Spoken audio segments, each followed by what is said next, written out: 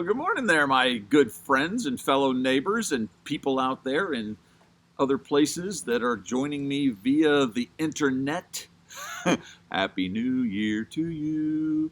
Yeah, here we are, Monday Morning Live. I've got two settings going on here.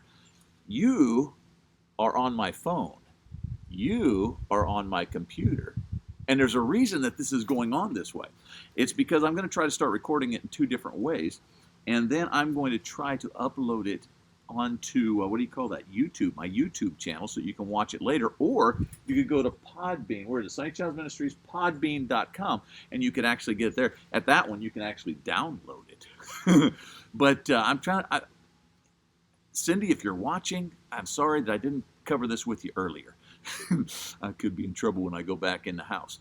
But I'm hoping this year that I'll be able to post these things to those websites. And then I'm thinking about renewing my email newsletter, e-newsletter. And then the only thing it would have in it, at the end of the month, I would send out this e-newsletter, and it would have a link to all of the various live videos that I have done that particular month. And that way they could all be sandwiched in one spot, and you could go back and you could find them, and you could do whatever you want with them. What do you think of that idea? Let me share something with you. Did you notice my scarf? Ashley Hubert made me this scarf, gave it to me over the holidays, and it's kind of cool out here. Actually, I'm sitting in the sunshine, so it's nice and warm at the moment. But and then did you notice my hat? This one, Kaylina Weber. I'm just so thrilled. I'm so taken care of, and I'm so thankful. Good to see all you are tuning in. I appreciate you for being here. Oh, the Oreo. I wanted to tell you about the Oreo cookie. This is actually a gluten-free one. But you know what I love about the Oreo cookie is that you got two halves, and actually it's three parts. You got this creamy stuff in the middle that everybody wants to get to. It's such a good stuff. But that cookie on either side is really pretty cool too. I am going to start just right now, this very moment, we are going to start a little bit of a kind of a different trend on Monday Morning Live. My goal for this year, the resolution I've set, is simply God. I'm trying to simplify my life and just get back to really seeking God's approval and, not worrying about the rest of it.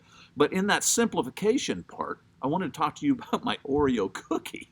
What I hope to do from this point on is I hope to have a period of holy hope sandwiched between two sides of godly giggles. Get that? Holy hope sandwiched between two slices. That's what I suppose. Two slices of godly giggles. And see, that's what. Oh, that's so good. That's what an Oreo is. You've got that hope in the middle, because that's what you're trying to get to. You're trying to get that middle hope. You see, to get there, you got to go through those two cookies, but they're sweet too. You know what I'm saying? And those are the godly gifts. So we got holy hope between two generous slices of godly giggles. I love it. Do you love? That's where we're going to go from now on. That's what we're going to do. So if you're looking for stuff like, for instance, the prayer list, which is phenomenally wonderful, I have a lot of participation with that. You need to go to Lord's Day Live. That's what we're going to do, the prayer list from now on Lord's Day Live. Okay, what else did I have here? Oh, yeah. If you guys want to sign up for that e-newsletter thing, you can drop me actually do it a private message so that the world doesn't have your email address. But all you got to do is give me your email address, and I'm hoping that we can start sending these things out in an email format, and then you can go back and you can use them and whatever it may be. Hi, Dale. Good to see you, my friend. My father-in-law gave me this book, and it's called Holy Humor, and he's a really good guy. And Holy Humor by Kyle and Rose Samra. And I thought I would give you an opening quote and then a couple jokes out of it. Because, see, this is the first part. This is the cookie on that side where we're going to have a little bit of humor. See what I'm saying? But before I get into that, let me give you this introduction. I thought that was really good. This was said by Lois Grant Pouches of Concord, Massachusetts. I just spit on my page. Lois says this. A great quote.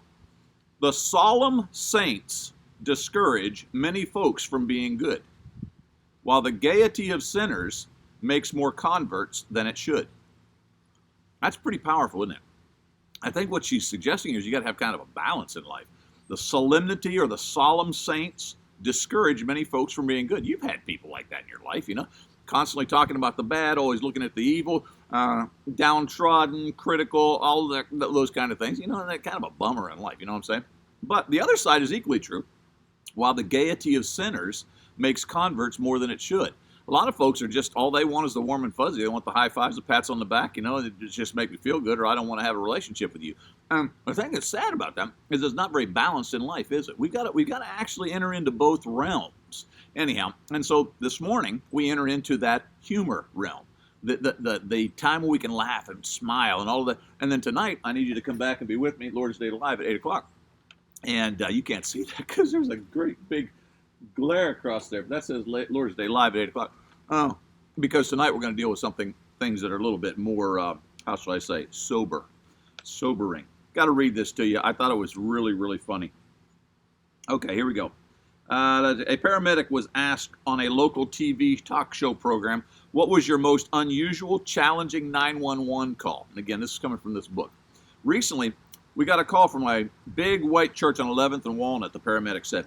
A fanatic usher was very concerned that during the sermon, an elderly man had passed out in a pew and he appeared to be dead. The usher could find no pulse and there was no noticeable breathing. Well, what was so unusual and demanding about this particular call, asked the interviewer. Well, the paramedic said, we carried out 4 guys before we actually found the one who was dead. You get it? So there was actually 4 other fellas who had fallen asleep during the sermon. Which, by the way, leads me to this one. I think this is Jeff Foxworthy who said this. If you think Nicodemus is a patch to help you quit smoking, you need to stop sleeping through the sermon. Isn't that the truth? Oh, that's too funny. All right, here's another one. A cardinal. It's a Catholic guy. A cardinal, not the bird. This is a Catholic guy, They have those red suits, I think. Yeah. A cardinal was approached one day in the cathedral by a very excited young priest. Your Eminence, the priest cried. A woman claims that she has had a vision of the Savior in the chapel. What should we do? Look busy, said the cardinal. Look busy. If the Lord is going to show up at your house this morning, what would you do? Would you run to immediately clean the bathroom? Would you try to get out the best china so that you could serve him something, from the table? Or would you consider, that it's the spiritual quality of my home that really the Lord's going to be most concerned with? What would be your priorities if the Lord was coming to your house in 10 minutes? Interesting thought, I think. I think it is. I think it really is. Okay, here's another one. Are you ready? This guy, you can't see it, but this is from Ed Sullivan, 1992. The guy's standing at the window with his arms stretched out. He's all excited. He says, here I am, Lord. A new year, a fresh awakening, ready to serve you with all my strength, ready to wrestle with Satan, ready to serve others and fight for the right, ready to win the lottery. Is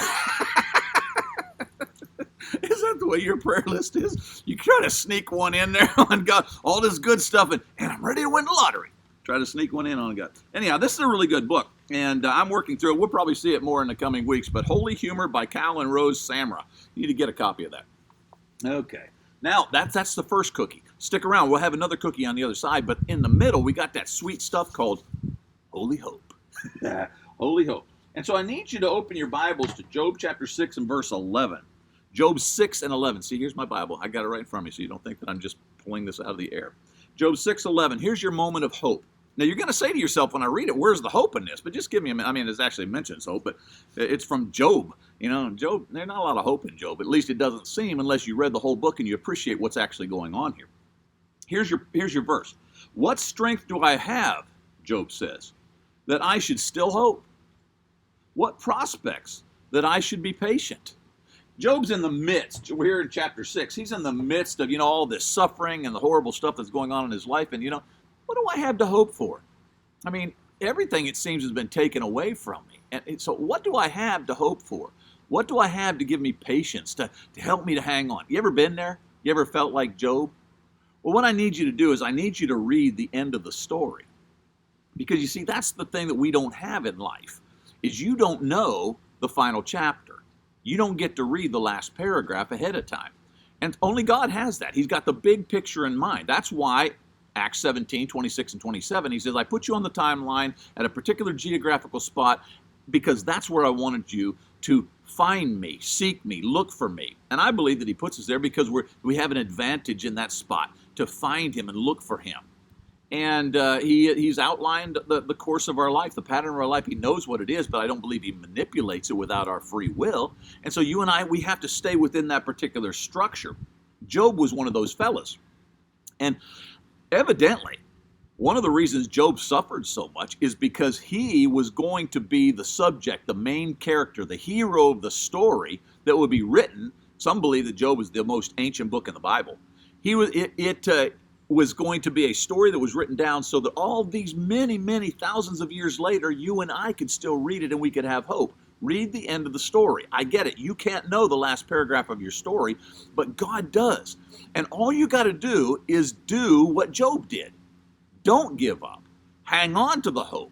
He asked in this verse, what are the prospects that I should be patient? What strength do I have that I should still hope? But he does. Now, at this point, he's ready to give up. At this point, he's downtrodden. He thinks, man, life is horrible. I don't have anything left to live for, but he doesn't give up. That's the point. And then if you skip all the way to chapter 42, last chapter, verses 7 through 17, read that for yourself. But there's the last verse, I want you to see this, verse 17. So Job died an old man and full of years. When it says he died full of years, it's not just saying that he was an individual who had a whole bunch of years, because he doesn't said that. He's an old man. I think what he's indicating here is that he died a man who had full life. He experienced life. But that's written probably many years after he had suffered horribly through the rest of the book of Job. He didn't give up. He hung in there. He did have hope. And hope, elpis, Greek word elpis, confident expectation. You and I, we struggle, we hurt, don't we? You know, we're going through the flu season. It's cold outside. You know, the pipes are freezing up. We got all kinds of stress in our life, etc. Don't give up. Hope in God, because that's what Job did. And few people have ever suffered like Job suffered. And yet you read the end of the book. He won. He's a winner at the end of the book because he did not give up on hope. Good stuff, yes? All right. So we've had our cookie on one side, doing the Oreo thing. The cookie on one side, good creamy stuff in the middle. So we got godly giggles, holy hope, time for godly giggles again. All right, as we end this thing, question. What's the best way to cook alligators? This is for all my Louisiana friends, and I got a bunch of them. What's the best way to cook alligator? Answer? In a crock pot. Get it? Crocodile? Alligator and crocodiles, I know they're not exactly the same thing, but I thought whoever wrote that, I thought that was great. All right. We already did this, but I'm going to read it again. Jeff Foxworthy. If you think Nicodemus is a patch to help you quit smoking, you need to stop sleeping through the sermon. Oh, my. Okay. There's a picture of a button on the car dash, okay? And it's that button that you push this and it heats your seats up, okay? And the little caption read below that. They call them heated seats because rear defroster was already taken. Get your rear defroster. It's already been taken, so they had to call it heated seats. That's pretty good. And then, here, to celebrate our new year together, get this one. New Year's resolution is to stop putting my foot in my mouth. I bet yours is to lose weight. Oh, that's kind of the way my New Year's resolutions are.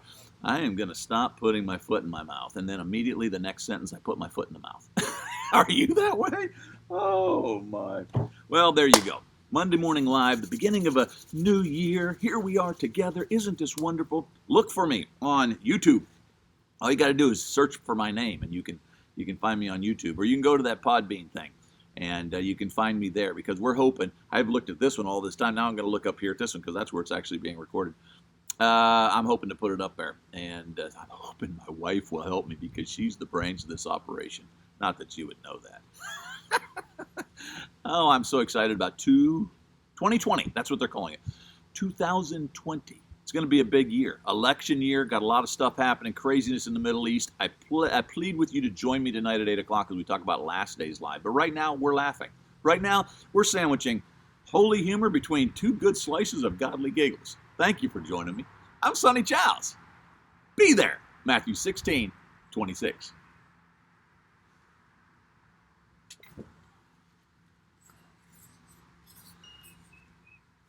Oops, I can't find the thing to turn you off. Bye bye.